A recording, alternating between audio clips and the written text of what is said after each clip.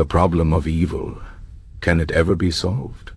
Once, in a small village by the sea, there lived a wise old man named Aurelius. People came to him with their troubles, seeking answers to life's hardest questions. One day, a young woman named Lena arrived, her face heavy with sorrow. "Why is there so much suffering in the world?" she asked. "If the gods are good, why do they allow evil to exist?" Aurelius nodded slowly, understanding the weight of her question. "The problem of evil," he said, "has troubled minds for centuries. Let me tell you a story, and perhaps we will find some answers together. Long ago, in a land of great kings and deep forests, there was a city called Veritas. The people of Veritas believed in a god named Solus, who was said to be all-powerful, all-knowing, and all-good. The city prospered, and the people lived in peace, until one day a terrible storm came. The rivers flooded, homes were destroyed, and many lives were lost. The survivors gathered in the ruins, their hearts full of grief and anger. "How could Solus allow this to happen?" they cried. "If he is good, why does he not stop evil?" Among them was a philosopher named Aurelius. He had spent his life studying the nature of the gods and the world. Seeing the people's despair, he stood before them and spoke. "The problem of evil," he said, "is not easy to solve. But let us think carefully.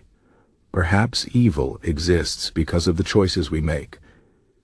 If Solus gave us free will, the power to choose between good and evil, then evil is the price of our freedom." The people listened, but some were not satisfied. "What about the storm?" asked a fisherman. "We did not choose that. Why must nature bring suffering?" Aurelius nodded. "This is another kind of evil, natural evil. Some say it is part of a world that must follow its own laws. Without storms there would be no rain. Without struggle there would be no strength. Pain reminds us that we are alive and that we must care for one another." Still, the people doubted. A young scholar named Elara raised her voice. "But what of children who suffer? What of the innocent who have done no wrong? How can their pain be justified?" Aurelius sighed. "This is the hardest question of all. Some believe that suffering has a purpose we cannot see, that even in darkness there is a greater plan. Others say that the gods do not control everything, that the world is imperfect, and we must work to make it better." The debate lasted for days, and no answer satisfied everyone. But as they spoke, something changed. The people began to help one another. They rebuilt their homes, shared their food, and comforted those who grieved. In their suffering, they found strength, not because the gods had willed it, but because they chose to stand together. Aurelius looked at Lena, his eyes gentle. "The problem of evil may never be fully solved," he said.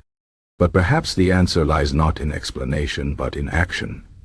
Evil exists, this we cannot deny. But so does good. Every day we have the choice to lessen the evil in the world by kindness, courage, and love."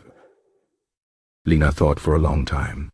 "So you are saying that instead of waiting for the gods to fix the world, we must do it ourselves?" Aurelius smiled.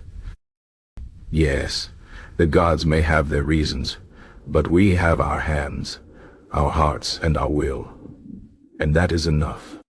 As the sun set over the village, Lena felt a quiet peace. The question still lingered, but the weight had lifted. For the first time she understood that the problem of evil was not just a puzzle to be solved, but a call to live with purpose, to fight for good even in the face of darkness. And perhaps in that struggle lies the closest thing to an answer we will ever find.